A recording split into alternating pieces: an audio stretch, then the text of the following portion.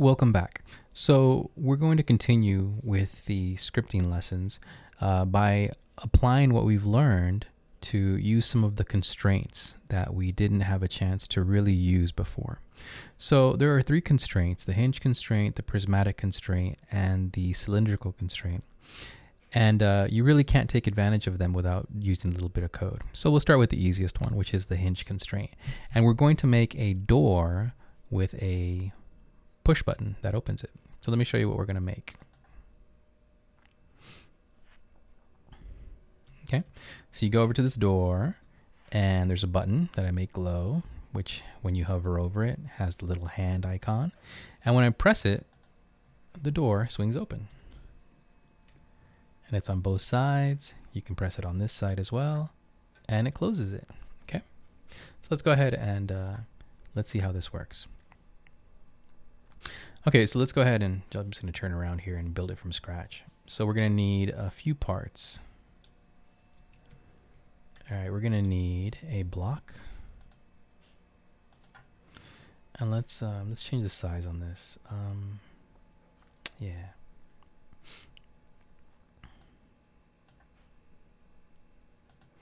Let's see, so the Y, I forget how big I make this, but let's try an 8. That's pretty good. Actually, that's a pretty good size, 482 for a door. But let's make 2 of these, and we'll shrink the other one. So let me make a copy of this, and then let me move it over. Okay. Now for this, it's actually useful. Let me think. I will try it this way. Okay, so now we have 2, and one of these is going to be the frame, and the other one's going to be the door. Okay, and we're also going to need a button. So let me go ahead and put another part on here.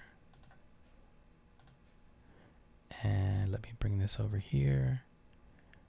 And this is going to be, let me see, let me make a good size for this. First of all, let me make these things a different color and name them and everything.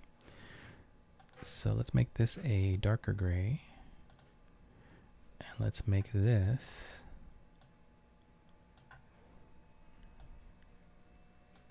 let's change the size on this.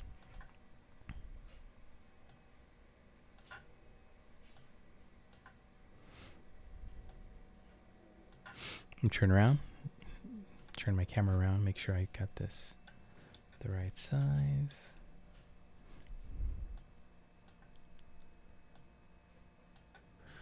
Okay, good enough. And let me make it a little taller though. Okay, perfect.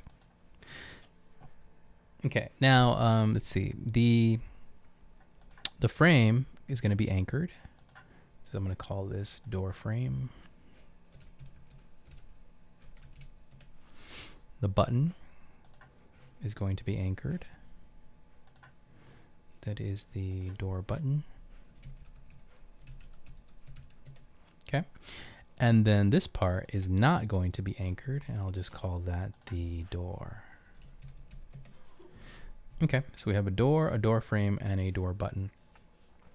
And now what we want to do is we want to go ahead and attach our hinge constraint. Let me zoom in on this. Okay, and let's see, let's go over to the model menu, and we want to create a hinge constraint or a hinge. And here's the important part. We have to have a couple of things line up for us. So when we put this in the corner, let's make sure it's going to line up. Yes, it is. Okay. So we're going to put it in one corner and then on the other corner. And you notice these yellow arrows, they have to be pointing in the same direction. Okay. So go ahead and click on that corner. And now you'll notice that when you hover over this red part, it says attachments are not at the same location. And the reason for that is because our door, these have to be right on top of each other, these little hinge attachments. So we need to move our door over a little bit. I moved them apart so that I could see where I wanted to place these. But now that they're placed, I put them, and now both these hinge constraints, both of the hinge attachments are directly on top of each other. Okay, so now we have all the pieces. Let me zoom out a little bit. Oh, let me change the Let me make this glow. I like making my buttons glow. Perfect. Let's make it a darker color. Actually, that's already, oh wait, no. It's already a darker color, huh? What happens if you make it black? Huh, I guess it doesn't matter. Wait, oh, I'm not even changing anything. Hold on.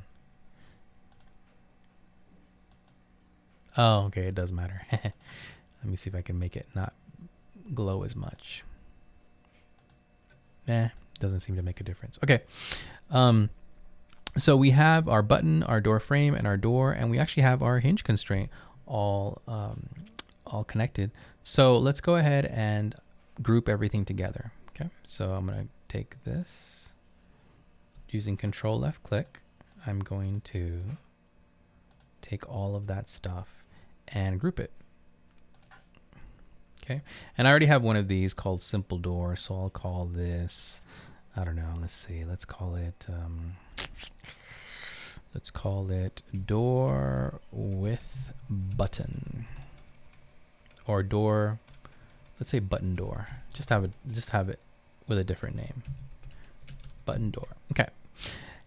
So we've attached, or actually we've connected pretty much everything. Let's see. Let me make sure everything is working. Attachment, door frame has the hinge constraint. Okay. Now let's go ahead and set some properties on the hinge constraint.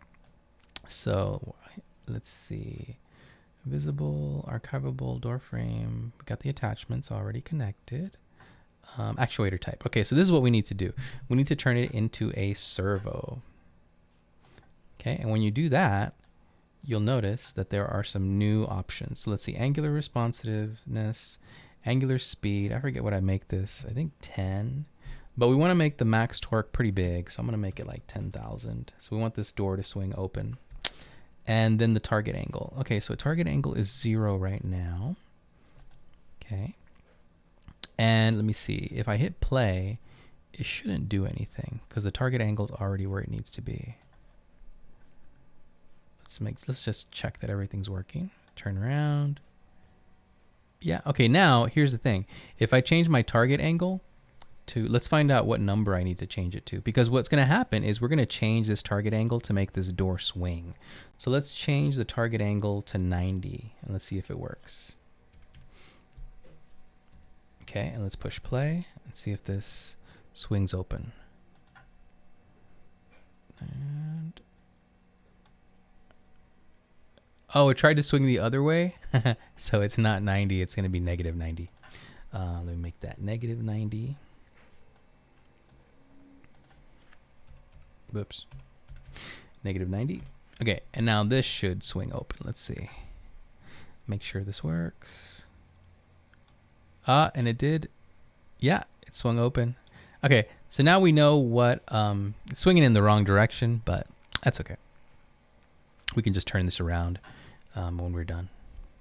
Okay, so now we know what angles we need. We need 0 and negative 90. So I'm just going to set it back to 0.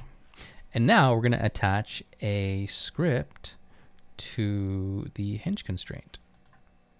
So I'm going to add a script. And I'm going to call it script. What's a good name? Script hinge. Okay, script hinge. Let me name it. Let me label it. Okay, and so we want this to, oh, actually, you know what? This probably isn't the place. Let me see.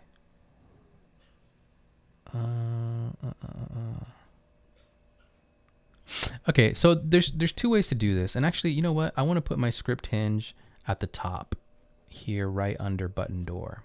And you'll see why in a minute. It just makes it easier to find these things in using the parent-child relationships. Okay, so I put my script hinge right under the button door. And so what I want is I want to put a, let me see, actually,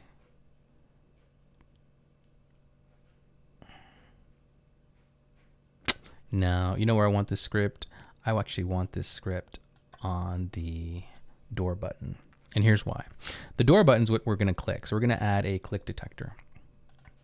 Yeah, there we go. That's better. Okay, so we have a click detector on the door button. and we have a script, and this is really script. Let me call it script button. That's probably a better name for it. Whoops. Okay. Let me change it here. Because here's what's going to happen. We're going to have an event. We're going to have a click event on the door button. And whenever that event happens, we're going to change a property on the hinge constraint. Okay. So, I mean, really, you could put this script anywhere, but this kind of makes the most sense to me. Okay. So let's say script button, and we're going to need a function. So we're going to say function on click. Okay. And then we're going to need an event. So it's going to be, let's see, where's our event? So we got the click detector there. So it's going to be script dot parent dot click detector. Yeah, there it is. Dot mouse click. Whoops. Dot mouse click connect. And then we're going to put our function inside on click. Okay. So we've connected it. We've connected our button, our event, our button event to our function, and let's just test it. So let's just print, make sure everything's working. Print you clicked. Okay, let's make sure this works.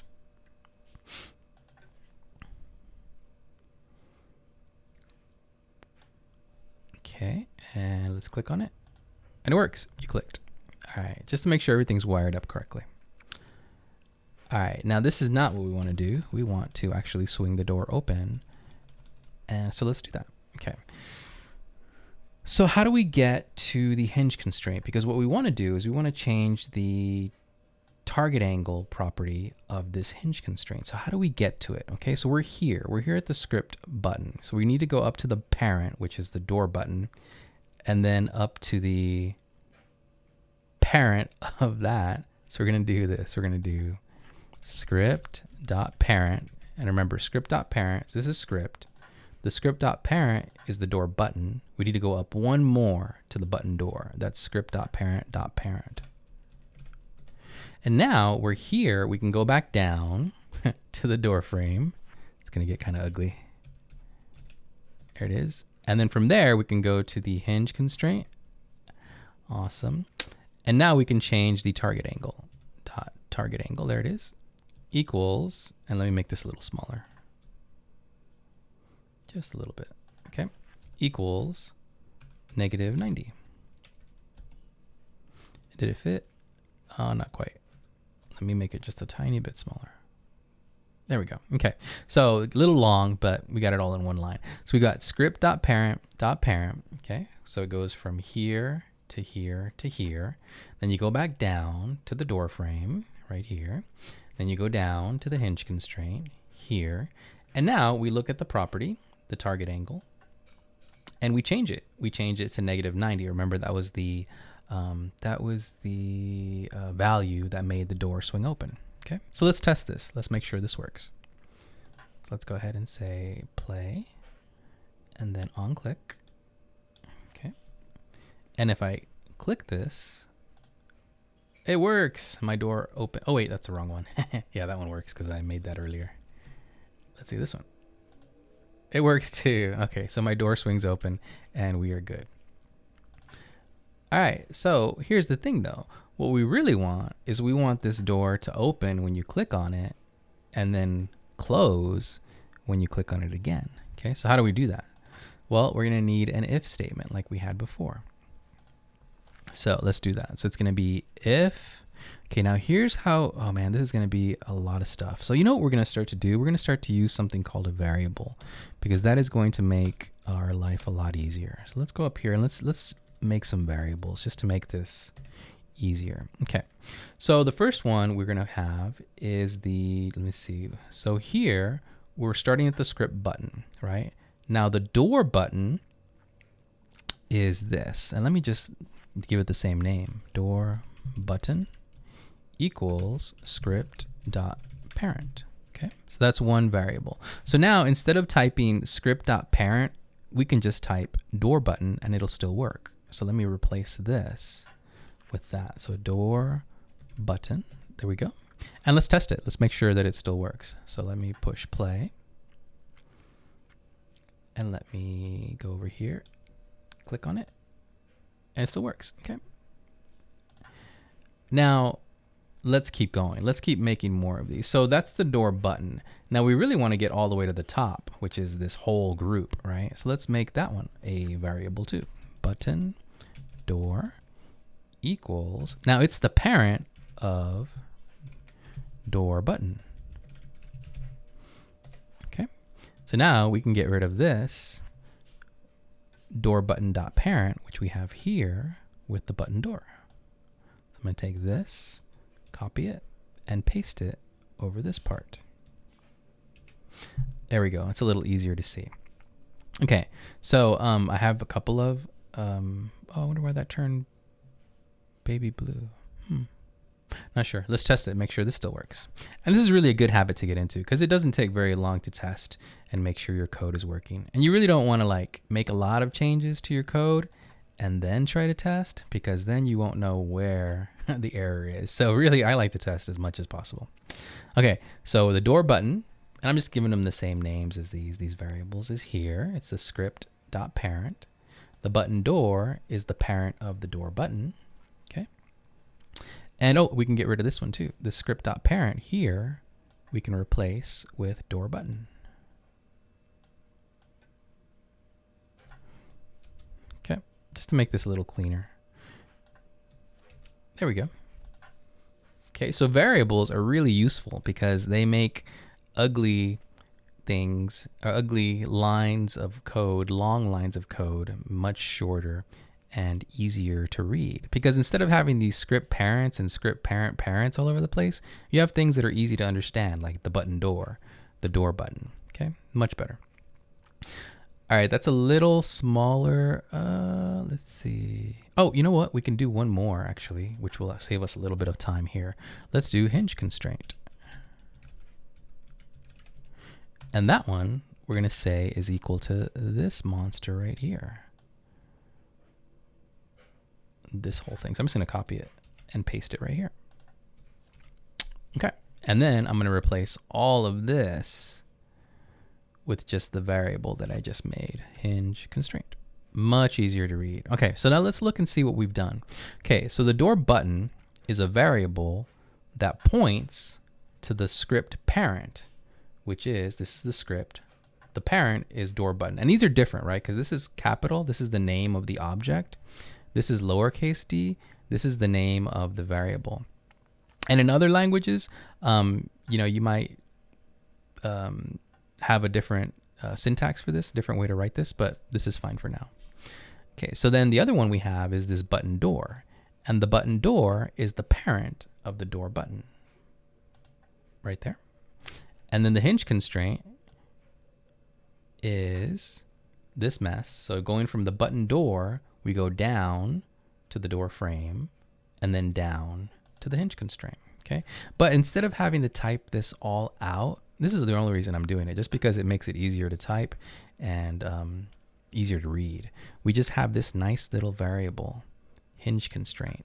And on the hinge constraint, which is the same thing as this, we can just change the target angle. Okay. So using these three variables, we're able to make our code a lot easier to read. Okay. So I'll be doing this from now on. I'll be making all kinds of variables in order to just make it easier to read. Okay. So same thing, and let's make sure it still works. Let's go ahead and push play. And let's test this out. Swing around, press the button, and it works. Okay, so it still works. So we didn't change our code. We just made it easier to read. All right, now here's the thing. What we really want to do is we want to check if the target angle is something. We want to check if it's 0. Okay, so let's put an if statement in here. So if, and let's type in here hinge constraint dot target angle equals with 2 equals. If it's equal to 0, then we want to change it to this. Okay, so I'm going to move this up here. There we go. So if the hinge constraint target angle is equal to 0, then we want to change it to negative 90. Now, if it's not equal to 0, so the way you do that is you say else, we want to go ahead and change the target angle to back to 0. Okay, let me show you how this works. So there's two cases. So let me copy this, paste this here, and change it to 0. Okay, if the target angle is already 0, then we change it to negative 90. Okay, if it's not equal to 0, then we change it back to 0. Okay, so those are two cases, two angles that this hinge constraint, this door, could be at. It's either going to be 0 or negative 90. So what we're doing is we're checking if it's already 0. If it is, we change it. If it isn't, we change it back to 0. And notice that difference here. This 2 equal signs checks if these two things are the same. 1 equal sign changes a value. It changes the target angle to a different number. Okay, so let's test this. So when we do this, let's see if this works. Turn around, and we do click, opens, click again, closes. Awesome, so it works. So now what I'm gonna do is, let's see, is there anything else I wanted to do on this? Nah, that's it. Okay, so we have a working door, and let's see what else we can do with this. So we could make this look a lot nicer, right? We could, not use blocks. You could use models from the toolbox to make this look like a much nicer door. The other thing you could do is you can turn this around. So let me show you. So I'm going to take this button door and I'm going to rotate it. So instead of let me turn the angle here. Let me change my camera angle. So instead of it being vertical like this, I'm going to make it horizontal. Okay, and then let me go ahead and move it up a little bit.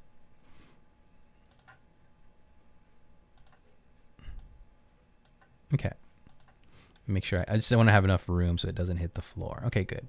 Now let's test this. Now instead of a door, we now have a kind of trapdoor. Let me go ahead and test it.